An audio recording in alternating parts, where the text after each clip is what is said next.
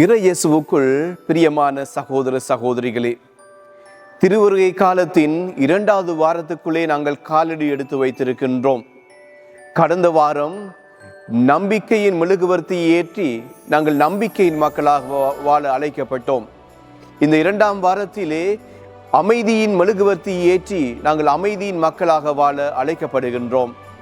பிரியமான சகோதர சகோதரிகளே, இன்றைய நற்செய்தியிலே திருமுழுக்கு யோவான் காலம் நெருங்கி வந்துவிட்டது, மனம் மாறுங்கள் என்று சொல்லி எங்கள் ஒவ்வொருவருக்கும் அறைகூவல் விடுக்கிறார். தன்னிடம் திருமுழுக்கு பெற வந்த பரிசேயரையும் சதுசேயரையும் பார்த்து, நீங்கள் மனம் மாறுவீர்கள் என்பதை உங்களுடைய செயலிலே காட்டுங்கள் என்று சொல்லுகின்றார்.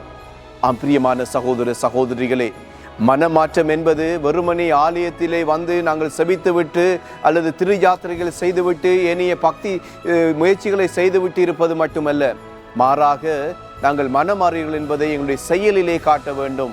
மற்றவர்கள் எங்களை பார்த்து நாங்கள் கிறிஸ்தவர்கள் மனமாறியவர்கள் என்று சொல்லி அவர்கள் அறிந்து கொள்ள வேண்டும், புரிந்து கொள்ள வேண்டும்.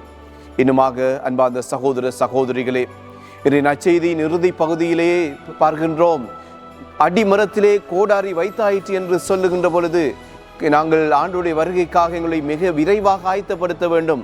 காலம் குறுகியது, ஆண்டவருடைய வருகைக்காக எங்களை மிக விரைவாக ஆயத்தப்படுத்த வேண்டும். கடவுள் எந்த நேரத்தில் வருவார் என்று எங்களுக்கு தெரியாது என்று சொல்லி திருமுழுக்கு யோவான் மறைமுகமாக எங்களுக்கு அறைகூவல் விடுக்கின்றார்.